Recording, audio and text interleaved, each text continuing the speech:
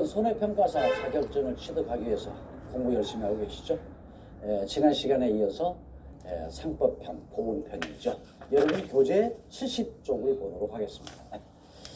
70쪽 제일 아래쪽에 보게 되면 유언 변경 또는 증가의 통지 의무가 있습니다.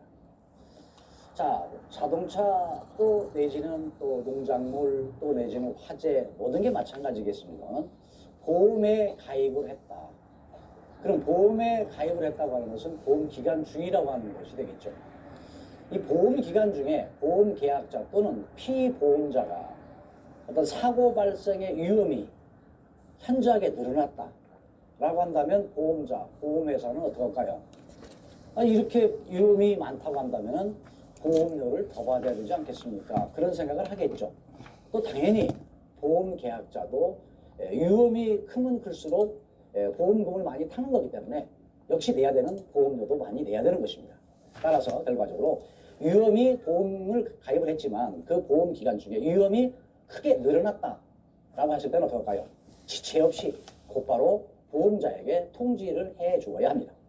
이것은 상법에 정해져 있는 것인데 이것은 상법 652조죠. 이건 하나의 의무 규정이라고 보시면 되겠습니다. 결과적으로 보험 계약자는 보험자에게 위험이 증가가 되면 그 보험에 가입되어 있는 그 중간이 되겠죠. 그 사이에 위험이 증가가 됐다 그러면 지체 없이 보험자에게 그 사실을 알려줘야 됩니다. 만약에 그렇지 않게 되면 어떻게 할까요? 보험자로서는 그만큼 손해를 감수하면서까지 그 보험을 유지해야 될 이유가 없습니다. 그렇게 되면 결과적으로 그 보험은 해지가 돼야 되는 그런 문제가 생기게 되는 것이죠. 따라서 위험 변경 또는 증가의 통지 의무라고 하는 것은 보험 가입자가 보험자에게, 보험회사에게 위험이 이렇게 증가가 됐다. 어떻게 할 거냐? 그럼 보험을 해지할 것이냐? 그렇지 않으면 보험료를 더 내게끔 할 것이냐? 근데 그 보험자 결정을 하겠죠. 이것이 바로 교재 70쪽에 나와 있는 위험 변경 또는 증가 통지 의무라고 하는 것이다. 이렇게 보시면 되겠습니다. 그다음 다시 71쪽에 이제 그 중간에는 판례가 있습니다. 대부분에서 그러한 것들을 이렇게 판례해 왔으니까 여러분 한번 읽어보시면 지금 설명드렸던 걸 가지고 충분히 이해가 갈 걸로 보고요. 그 아래쪽 보도록 하겠습니다. 이 항으로 되어 있죠. 위험 변경 증가 통지 의무의 법적 성질이라고 하는 것은 어떤 성질을 갖고 있을 것이냐 그런 것이죠. 이것이 법적으로 어떤 성질을 갖고 있기 때문에 어떤 의무 규정이라고 하는 것이 정해져 있다. 이렇게 여러분들이 이해하시면 되겠습니다. 따라서 계약 해지에 의해서 보험 계약이 유지가 되느냐 또 해지가 되면서 보험 계약 자체가 없어지느냐 하는 문제가 있는 것이죠. 따라서 이것은 보험 계약자의 자기 의무라고 하는 것이 법적 성질로 나타나 있다. 이렇게 여러분 보시면 되겠습니다.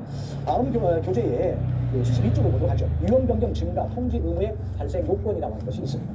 그 요건이라고 하는 게 어떤 것이냐? 어느 경우가 과연 위험 변경 증가에 대한 통지 의무를 해야 되는 것이냐 하는 거겠죠. 자, 그것은 사고 발생의 위험이 변경된다 또는 증가된다. 이 변경이라는 것은 위험이 이제 별로 없어졌다 하는 것도 되겠죠. 그러나 여기서 설명하는 것은 보통 일반적으로 위험이 증가됐을 때의 주의가 되는 겁니다. 따라서 교통사고의 발생 위험이 변경, 어떻게 보면 증가라고 이해하시면 되겠고요. 증가가 된다라고 했을 때 보험자에게 통지할 의무는 보험 계약자한테 있다. 이렇게 여러분들 충분히 알아두시고요. 두 번째, 위험 변경 증가 통지 의무의 법적 성질로서 다시 한번 설명을 드리면 계약 해지가 된다는 거죠. 만약의 경우에 위험 변경 증가에 대한 통지 의무를 계약자가 제대로 이루지 않았다라고 한다면 보험자는 이 보험을 계속 유지할 수 없습니다라고 해지할 수가 있습니다. 이것은 보통 일반적으로 한 달이라고 하는 기간을 가지고 있습니다.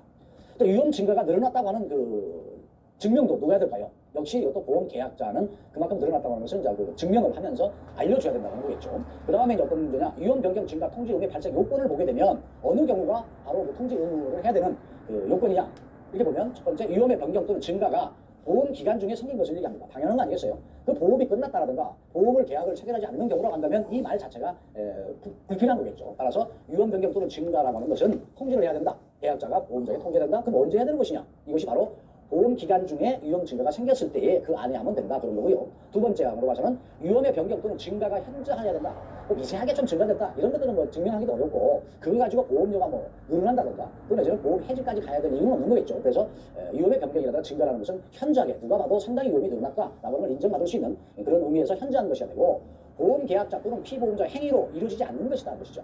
이것은 자연적인 어떤 그런 문제가 있어야 되는 것이지 보험 계약자가 위험 증가를 만들어 놓고 또 피보험자가 어떤 자기가 위험 증가를 만들어 놓고 이런 것들은 안 된다 그런 의미가 된다는 것이 바로 이 발생 요건입니다. 따라서 위험 증가 통지 의무의 발생 요건은 첫 번째 위험의 변경 증가가 보험 기간 중에 있는 것이고 또 현저한 어떤 증가가 있을 때고 그러나 보험 계약자 또는 피보험자 행위로 이루어지지 않는 것만 인정해 준다 이렇게 여러분들이 이해하시고 공부하시면 되겠습니다. 다음 보험 계약자 또는 피보험자가 그 사실을 알고 있는 것이 됩니다. 위험 증가 자체가 있었는지 없었는지 몰랐다고 한다면 이건 성립이 안 되는 것이죠. 따라서 위험 변경 증가의 통지 의무라고 하는 것은 보험계약자라든가 피보험자가 보험을 계약해놓고 현저하게 위험이 증가가 됐다는 걸 알고 있음으로 인해서 통지 의무가 발생되는 것이다. 그걸 몰랐다고 한다면 통지 의무라고 하는 것이 이루어지지 않는 것이구나 라고 여러분들 이해하시면 되겠습니다. 자, 그 다음에 이제 봤을 때 입증 책임은 어떻게 할 거냐? 조금 전에 설명을 드렸습니다만 보험자가 합니다. 결과적으로 이렇게 보험이 위험한 문제가 생겼는데 왜 그 통지 의무를 안 했습니까? 라고 제시할 수 있는 것이죠. 따라서 보험자가 이래서 이 보험을 해지하겠습니다. 또 내지는 어떠한 그 보험료를 증액을 하겠습니다. 라고 하는 통보를 해야 되기 때문에 보험회사가 위험 변경 증가가 생겼다고 하는 것을 입증을 해야 된다. 이렇게 보시면 되겠습니다. 그럼 위험의 변경이라든가 증가의 통지는 어떨 거냐? 이와 같이 위험 증가가 생겼다고 한다면 보험자는 보험계약자에게 알려야 되겠죠. 보험을 해지하겠습니다. 위험 증가가 일어났군요. 또 보험료를 증액을 하겠습니다. 둘 중에 결정을 하게 되게 되는데 이때의 변경이나 증가에 대한 통지를 하는데 언제 한다? 지체 없이 해야 된다. 그 사실을 안 때로부터 지체 없이 보험계약자에게 위험 증가가 발생된 거 아니냐 해가지고 알려야 된다. 그것을 이제 보통 우리가 이제 한 달의 의미를 주고 그것이 만약에 이루어지지 않게 되면 보험자는 그 보험계약을 해지할 수 있다. 또는 보험료를 증액시킬 수 있다라고 하는 것이죠. 통지 의무를 제대로 하지 않게 되면 또 내지는 통지 의무를 게을리했으면 통지 의무를 늦게 했을 때는 어떻게 되느냐 하는 의미가 이제 통지 의무의 해태라고 하는 것으로 되겠죠. 보험자의 계약 해지권이 발생됩니다. 통지 의무를 안 하지 않았다? 그러면 조금 전에 설명드렸던 대로 보험자는 그 계약을 해지하겠습니다 라고 할 수 있는 것이 통지 의무의 해태인 그의 결과가 되겠죠. 그 다음에 사실을 안 날로부터 1개월 이내에 계약을 해지할 수 있다. 이것은 상법 652조에 규정되어 있는 것입니다. 당연히 보험계약자는 위험이 증가가 되게 되면 거기에 따른 것을 보험자에게 알려야 되는 고지 의무가 있다. 이 고지 의무를 하지 않게 되면 보험자는 그 계약을 유지할 수 없는 것이죠. 다시 말씀드리면 내가 보험에 가입할 때 이러한 것들이 어떤 문제가 생기게 되면 보험금을 주십시오. 오케이 드리겠습니다. 그럼 보험료는 얼마입니다. 이게 차곡차곡해서 연결해 가는데 위험이 그만큼 증가가 됐다. 그러면 사고가 발생이 되게 되면 보험회사는 그 많은 보험금을 줘야 된다는 것이죠. 이때 이 보험료 가지고는 도저히 이루어질 수가 없다. 맞아, 보험자에서 너무 손해를 본다. 그렇기 때문에 위험 증가가 되게 되면 보험료가 높아집니다. 그래서 보험료를 증액해서 받든지 그 보험료에 성립이 서로 안 된다고 한다면 그 보험은 당연히 해지가 되는 것이죠. 따라서 그 위험 증가가 발생됐었을 때에 계약자가 보험자에게 통지를 해야 하는 의무가 있는데 통지를 하지 않게 되면 그 보험회사는 그 계약을 해지할 수 있는 권한을 발생한단 말이죠. 그에 대한 것을 실행을 하게 되는데 그것은 사실을 그 위험 증가가 된 것에 대한 사실 안 날로부터 1개월 내에 계약 해지를 할 수 있다고 되어 있습니다. 통지 의무의 이행과 보험자의 권리에 대해서 알아보도록 합니다. 1개월 이내에 보험료의 증액을 청구 또는 계약 해지가 가능하다. 이건 보험자의 권리입니다. 위험 증가가 발생됐는데 보험료를 더 받든지 해지할 것인지는 보험자가 선택할 수 있는 권한이다. 이렇게 보시면 되겠어요. 그 다음에 위험 유지에 대한 의무는 어떨까요? 말하자면 사고가 발생되지 않는 것이 제일 좋은 것이죠. 가끔 보게 되면 보험에 가입되어 있으니까 사고 발생되는데 그래서는 안 되는 거 아니겠습니까? 이것은 바로 뭐냐면 도덕적인 문제가 되는 것이죠. 따라서 가능하면 사고가 발생되지 않도록 해야 되고 그 다음에 사고가 발생되지 않도록 그 위험에 대해서 증가되지 않도록 또 그 위험이 발생되지 않도록 해야 되는 위험의 그 상태 자체의 리스크가 발생되지 않도록 하는 유지해야 될 의무가 있다는 것이죠. 그것은 보험기간 중에 보험계약자 또는 피보험자가 보험자의 동의 없이 증가할 수 없다. 어떠한 상태에서 그대로 유지돼야 되지 보험에 대한 보험금을 필요로 해서 어떤 위험을 증가해서는 안 된다는 것이죠. 그 의미가 이제 여기서 설명드리는 겁니다. 보험기간 중에 보험계약자 또는 피보험자가 보험자의 동의 없이 증가할 수는 없다. 이 보험자가 동의한다는 건 뭘까요? 보험료를 증액할 수 있는 권리를 보험자가 갖고 있기 때문에 보험자의 동의를 얻어야 된다. 그러면 그 다음 사고 발생 위험이 변경 증가된 때에 보험자는 그 사실을 안 날로부터 1개월 이내에 보험료를 높여받든지 보험료를 증가해서 청구하든지 그렇지 않으면 계약을 해지할 수 있는 권한을 보험자가 가지고 있기 때문에 위험 유지를 그 상태대로 그 보험에 가입되어 있는 그 처음 상태대로 유지할 수 있는 의무라고 하는 것이 두 가지가 있다 이렇게 보시면 되겠는데 첫 번째 보험기간 중에 보험계약자 또는 피보험자가 보험자 동의 없이 증가할 수 없다. 그 다음에 사고 위험이 증가되고 변경된 것을 보험자가 그 사실 알았다고 한다면 1개월 이내에 보험료를 증액해서 청구할 수도 있고 그렇지 않으면 해지할 권리를 갖고 있다. 정확하게 좀 이해하시고 이 통지 의무라든가 고지 의무 이것은 일반적으로 그 손해평가사가 정확하게 알고 있어야 됩니다. 그렇지 않게 되면 이걸로 인해서 보험금에 대한 그 지불 문제, 또 수요 문제 이런 것이 이제 골치 아파지는 것이죠. 가끔 보게 되면 이 통지 의무라고 하는 것이 잘 몰라서 그럴 수 있어요. 보험 계약자 입장에서는 보험자야 뭐 보험회사를 운영하면서 모든 상황을 잘 알고 있기 때문에 이런 거에 대한 것은 이 실수를 하는 경우가 없는데 보험 계약자는 가끔 실수합니다. 왜? 내가 보험을 가입할 때 누구한테 가입을 하죠? 보험 설계사를 통해서 내가 가입을 합니다. 그러다 보니까 보험 설계사가 모든 것을 다 알아서 해줄 줄 알고 보험 설계사한테만 통보하는 경우가 가끔 있어요. 그러나 보험 설계사한테 통보를 해서 보험 설계사가 보험자인 보험회사에 알리지 않게 되면 그 효력은 법적으로 아무 인정을 받지를 못합니다. 그렇기 때문에 보험 설계사한테 통보했으니까 나는 그 의무를 다한 거 아니냐 인정받지 못합니다. 그리고 일반적으로 보험자인 보험회사에 이와 같은 유용 증거가 있었다라고 하면 통지 의무를 하긴 하는데 어떻게 할까요? 말로 하는 방법이 있겠죠. 구두로 하는 방법이 있습니다. 또 하나의 방법은 뭘까요? 서면으로 합니다. 그러나 구두로 보험자에게 확실하게 통보가 됐다면 그것도 법적으로는 인정을 받습니다. 서면 같으면 확실한 인정을 받는 것이죠. 그런데 가끔은 구두로 통보를 했는데 라고 하면서 문제를 야기하는 경우가 가끔 있긴 있어요. 그러나 현실적으로 구두로도 인정을 받지만 가능한 것 한다. 서면, 문서로서 거기에 따라 통보를 하는 그 의무를 다하는 것이 바람직한 것이다. 이건 뭐 실무에서 현장에서 나타나는 얘기입니다만 그렇게 이해하시면 되겠습니다.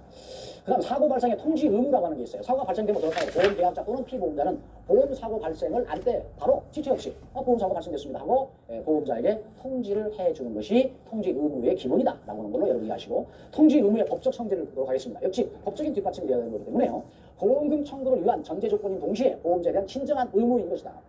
그러니까 알려야 될 건 알려야 되는 그러니까 진정한 의무가 보험계약자한테 있고 보험금을 청구하기 위해서는 이런 걸 알려느냐 안 알려느냐에 따라서 보험금 자체가 지급받을 수 있느냐 없느냐로 결정되는 거기 때문에 진정한 의무, 정확한 의무, 확실한 의무, 절대적인 의무인 것이다. 이것이 바로 통지 의무의 법적 성질이다 라고 이해하시면 되겠습니다.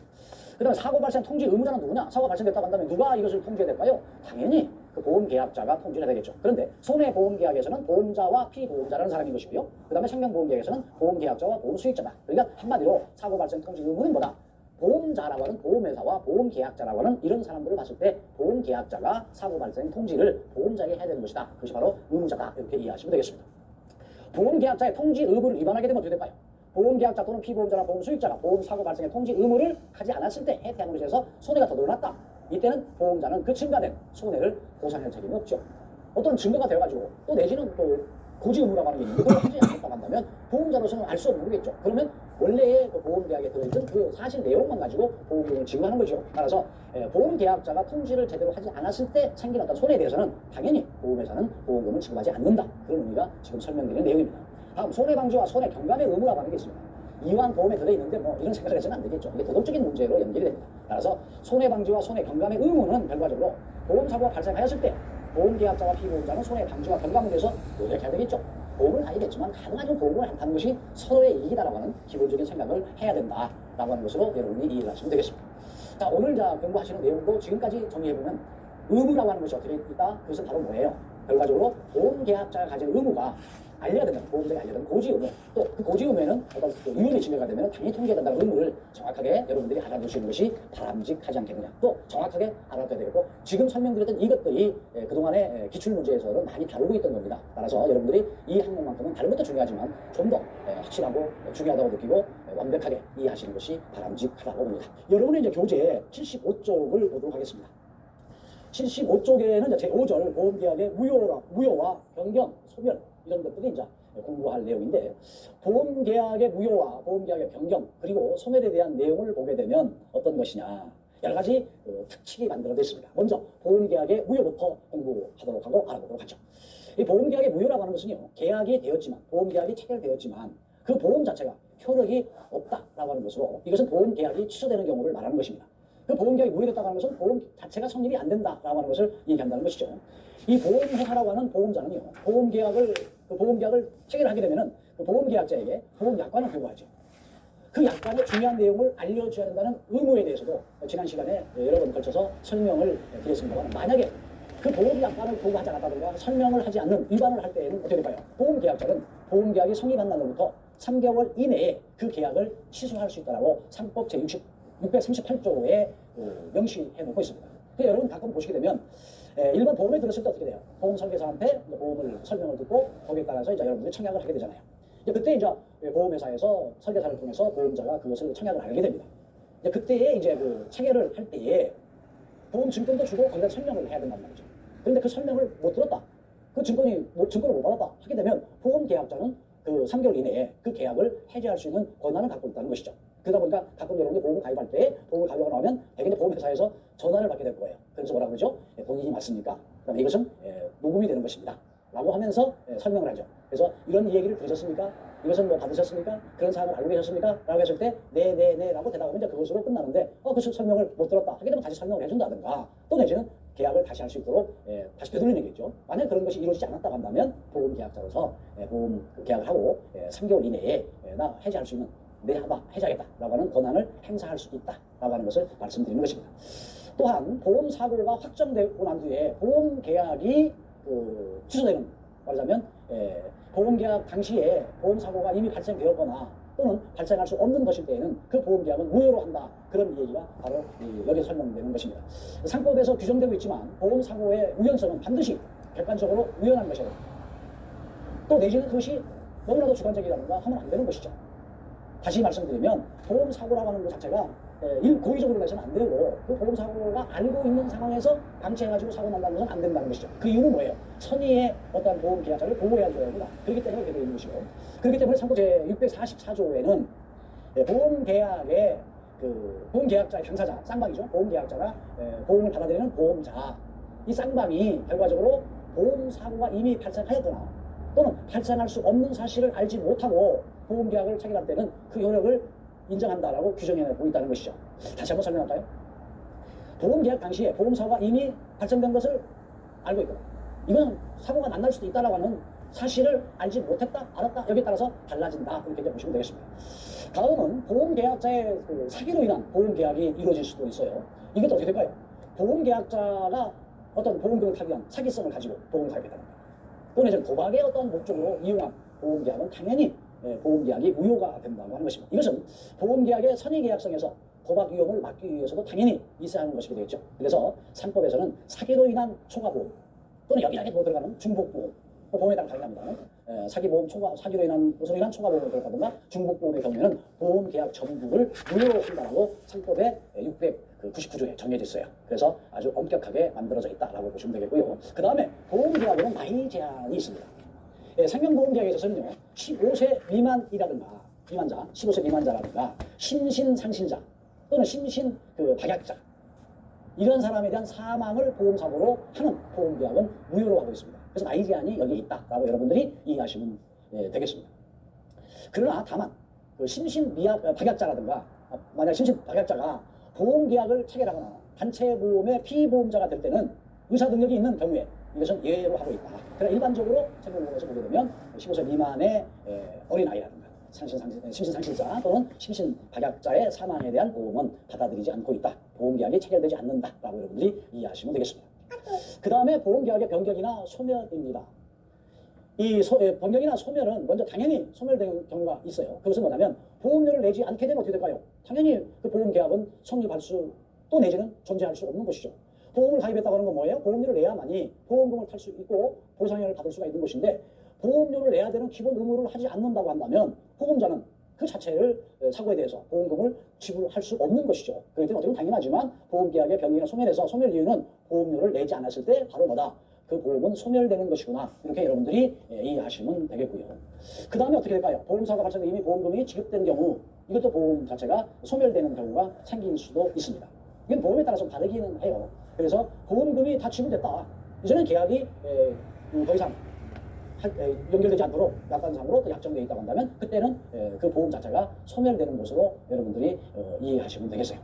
그러나 계약자가 어떠한 별도의 약정이 없다고 한다면 보험계약이 성립된 후에 2개월이 지나도 보험료를 내지 않으면 소멸되고 소멸이 되게 되면 그것은 바로 보험 자체가 유지가 안 된다. 여기서 여러분이 공부하면서 꼭 기억해둬야 될 것이 하나 있습니다. 이것은 뭐냐면 보험계약이 체결되고 난 뒤에 보험료 전부라든가 또는 제1의 보험료를 내지 않았다. 이건 보험계약자가 보험료를 지급하지 않았다고 하는 보험료를 내야 되는 의무를 다하지 않은 것이죠. 그러니까 보험계약이 성립되었다 하더라도 2개월이 지나게 되면 그 보험계약은 그냥 소멸된다고 하는 2개월이라고 하는 것을 잘 기억해 두시기 바랍니다.